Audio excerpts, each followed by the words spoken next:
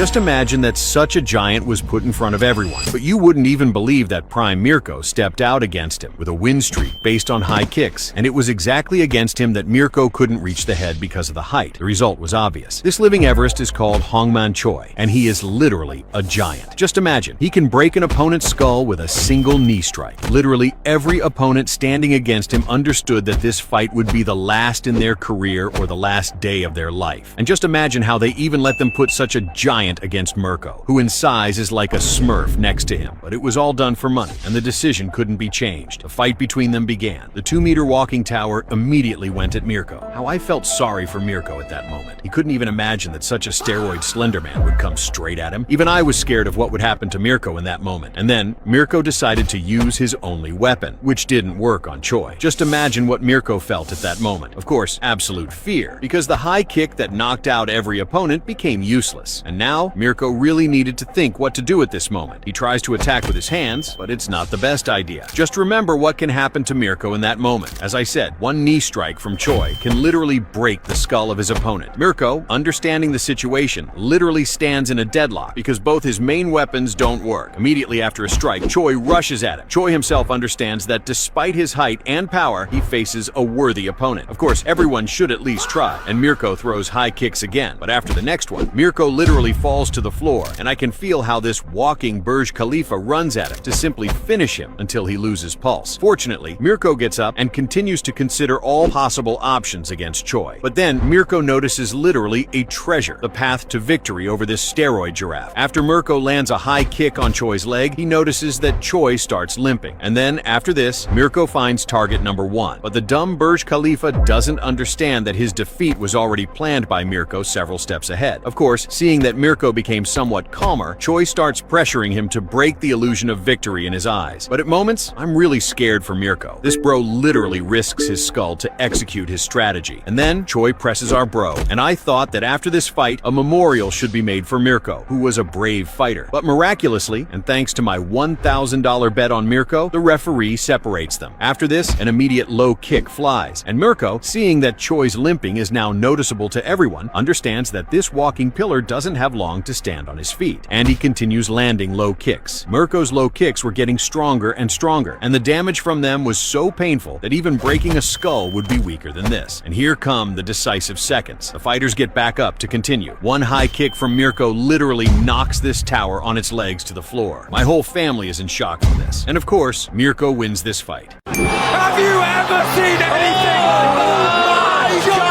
This fighter has completely lost it. He's snarling maniacally at his already unconscious opponent, trying to keep launching attacks. If not for enough people holding him back, the consequences would have been unimaginable, yet the crowd didn't condemn him. Instead, the entire audience rose to their feet in applause. This wasn't just any fight. It was a showdown between two martial arts styles, a Korean Taekwondo black belt, a master of devastating kicks, and a Japanese karate expert built around brutal punches. Early in the match, the Taekwondo fighter caught his opponent with a kick to the groin, but that was merely the start of the chaos. He struck the same illegal target again moments later. As the Japanese fighter doubled over in agony, the Korean simply wore an expression of impatience. When the match resumed, something shocking unfolded. The Taekwondo fighter landed a third blow to the groin, and from the Japanese fighter's face, you could tell this one was the most vicious of all. The Korean looked down at his opponent writhing on the ground with no surprise, no remorse, as if none of it had anything to do with him. Most fighters would have forfeited at that point, but not this Japanese fighter. He had unfinished business, revenge.